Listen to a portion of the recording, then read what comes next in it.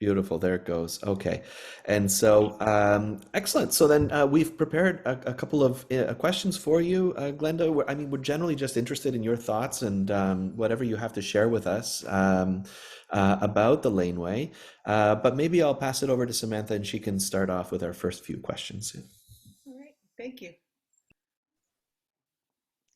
So, just to start off, generally, I just wanted to know a little bit about maybe if you can briefly explain your personal connection to David French Lane.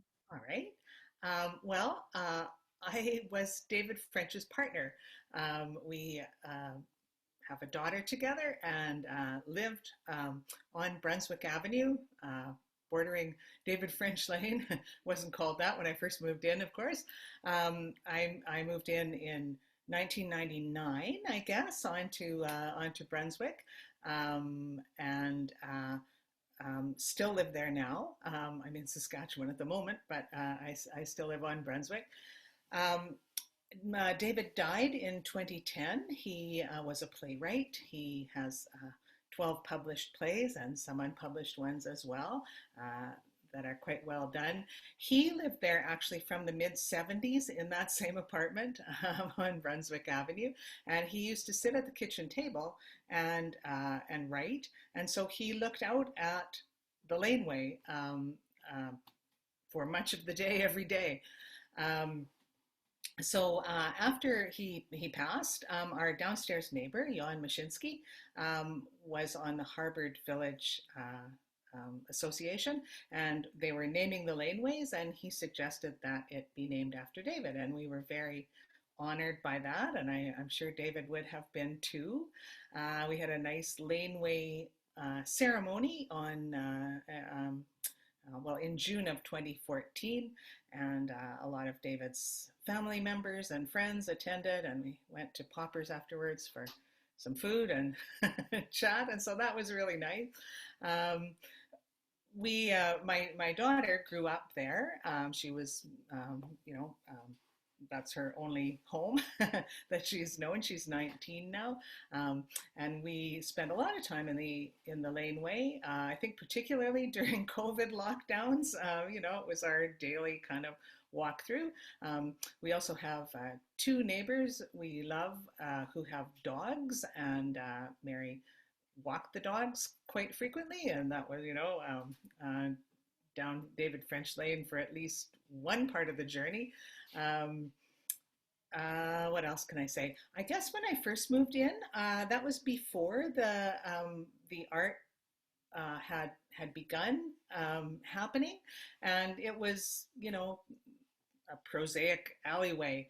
And once they started, having the artwork in the alley, it was fantastic. We used to, watch the artists at work and go out and look and see what was happening all the way along. It really was something that made our neighborhood feel special, so we adore the artwork in the laneway. Um, don't know if that's too much or too little. No, that's perfect. That's perfect. Yeah, no, actually, so you had mentioned that before when you had first moved in, there wasn't really any of those murals. Um, and we were actually really interested in sort of like a historical context. You are able to uniquely give us that perspective. And so I was wondering, what exactly would the alley have looked like before? Was there, um, you know, tags and graffiti? Was there any bigger kind of pieces that were possibly illegal or anything like that? Yeah, there was a lot of tagging going on, and it annoyed people, um, um, and and we still see the occasional tag back there on top of the artwork, which is kind of frustrating, but nothing like it was before. So I think that having the art back there really um, does make it a more uh, well, obviously makes it a more beautiful space. Um, I don't know if there was, I'm sure there were a few drug deals happening back there. I don't know for sure if there's any other illegal illegal activity or not, but I think that having the art there really does help to make it a safer space. So you had mentioned that David used to look out at the back alley, and I assume at that time there wasn't really any art. What do you feel like David would think about the street art? Well, he was still alive when it started to happen, so Mm. he really enjoyed it, and we would take a walk back and see um, how it was progressing, because of course it started with a couple of different uh, things and then grew and grew. But also he'd sometimes watch the the artists at work while he was working, so that was kind of cool too. I don't remember exactly when it started, the art, but I know that he approved of it when it started. And do you have a door facing the alley with a mural on it? I don't really. I have the upstairs apartment, so we don't have a backyard. So it's actually our neighbor Jan you should talk to about that. Uh, he's got the garage that faces the alley, but Do you know which piece that is? oh, now that's a good question. Um, which one is it? Oh, I should know, but I don't. I'm sorry. I'll ask and get back to you. Yeah, that's fine. Don't worry about it. Um, all right. So, oh yes. So you had mentioned that sometimes people um, will tag over the murals that are there. So when we were there, we didn't notice too much of it, which was good. But do you worry about that a lot? Like, how do you feel about people doing Well, I just think it's, you know, I don't worry about it particularly, but if I see it, I have a little like, oh, reaction to it. I think one of the reasons that the project began, correct me if I'm wrong, but I think one of the reasons was to keep that from happening, and maybe, um, you know, maybe even use the skills of some people were using who were doing graffiti to come in and do deliberate graffiti. I don't know if that's accurate or not. Okay, good. So so I think it's pretty minor problem. I don't notice too much, but I do notice once in a while, and I think, oh, not on the raccoon people. there are a lot of other laneways in Toronto that do have, graffiti and some others that have murals, and then a lot that just don't have anything. So we were just wondering, why do you think this laneway in particular has more of an art gallery reputation and Well, others that's don't? an interesting question. I'm not sure. I know that it's a pretty funky area. There's a lot of artists, and Central Tech, which has a really great art program, is close by. Um, I guess a lot of students, some university people in that area that would probably appreciate it. I know that the one that Rick Mercer used, I think, is off Queen Street somewhere. And I wrote to Rick Mercer once and suggested that he could come and do a rant in our alley, but I think it was pretty well established at the Queen Street one at that point. But he wrote me a nice note back.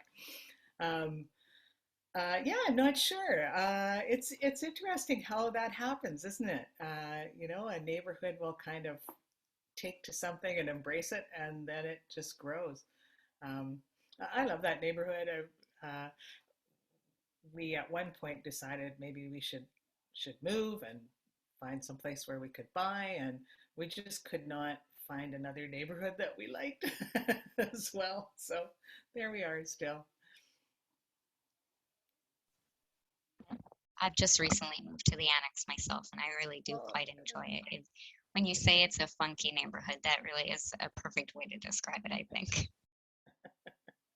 yeah, it's pretty eclectic, I think, but in a good way. Most of the time, in a good way. Um, that street, that stretch of Brunswick that I'm on seems to be people don't move in and out very much, occasionally, but I know a lot of the neighbors there and have known them for a long time, which is nice in a big city. You get to know the people around you. And of your neighbors or people in the area that you may or may not know, do you know if there are any people who maybe are unhappy about the murals? Oh, I haven't heard anybody complain about it ever. No. Um, And actually, our neighbor 2 doors down is a visual artist, and she walks her dog back there all the time too. So I think she's probably okay with it too. Which of the murals is your favorite, and why do you like them? Oh, that's a tough question. Um, that's a really tough question. Um, I do like the Emily May Rose raccoons. Like honestly, so Toronto, and I've had many encounters with raccoons in our neighborhood, including one on the roof last year that was kind of surprising for both both the raccoon and me. Excuse me. But I also like that big sort of shark type sea creature one. That's a really cool one too. And then, when we have company and we're showing them the neighborhood, we always make them pose in front of the "You Are Here" sign to that honest ads kind of looking one at the end of the alley. But really, they're also fun. The bus and the big flowers. I like those too. The big tropical flowers, and nice to look at in the winter. Um, yeah, I don't know. I like them all. I guess you sort of answered this question a little bit earlier, but do you think, or what do you think specifically does the street art add to the community? Um, I just think it makes a daily walk uh, so much better. If you're walking down a laneway and there's nothing there but the garbage cans and the recycling and, you know, uh, grim gray Toronto February weather or something, it's no fun. Um, Having the murals there make turns a walk into like a visit to a gallery.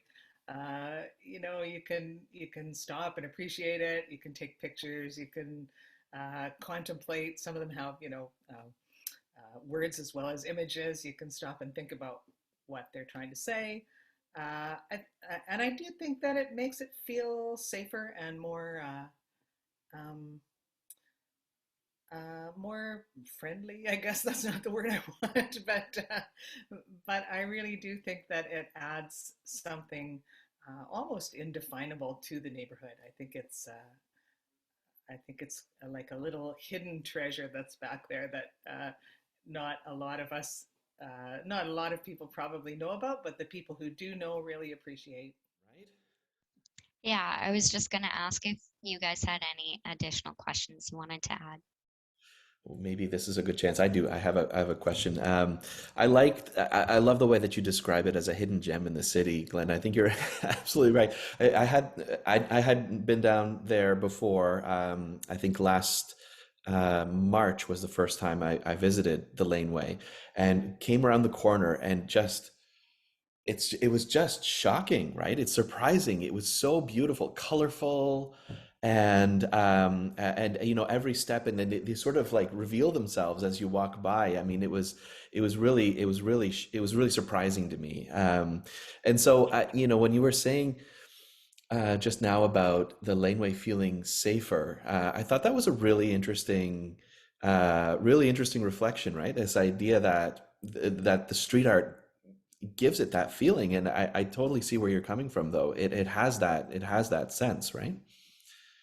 It kind of makes it feel more like a public space, I guess. Right. Sometimes you're going down a lane and it feels like deserted and Yeah. and utilitarian, but this kind of makes it feel like a place where you are allowed to be or you are encouraged to be.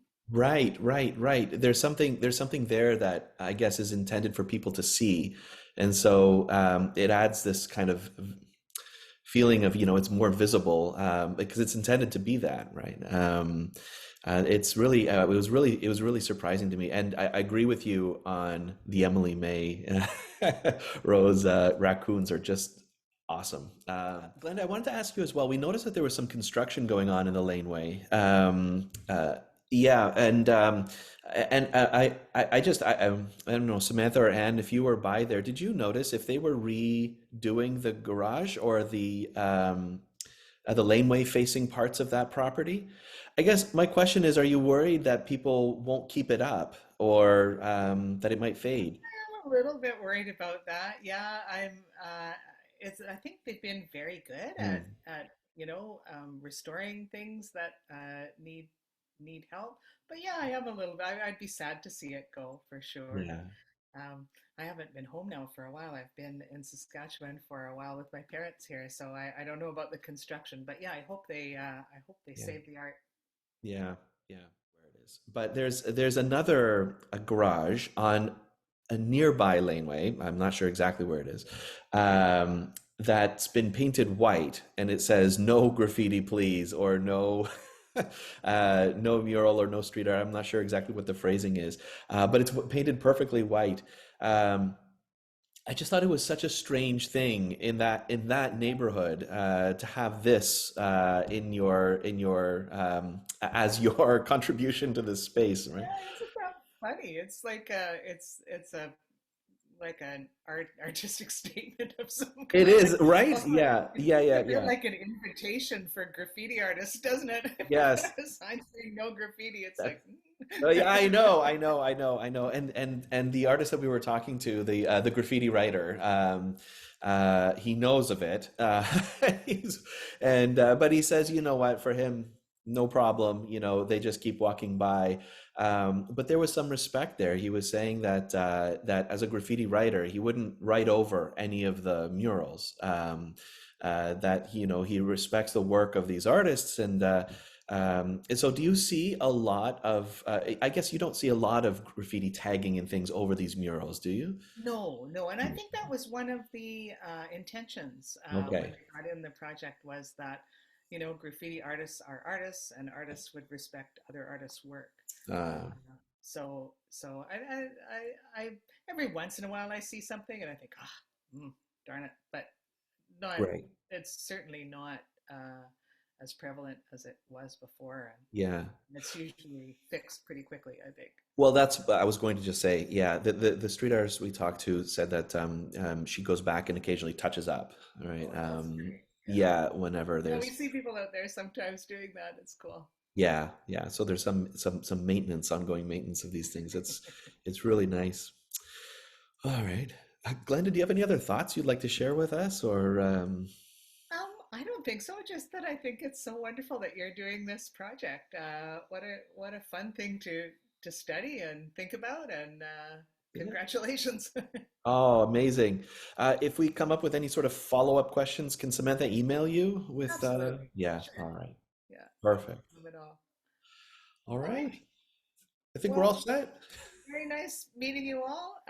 Thank you for talking to me. Oh, thanks for your time, Glenda. We really appreciate it. Bye. Okay. Good Bye. luck with the project. Thank you. Thank you. Bye.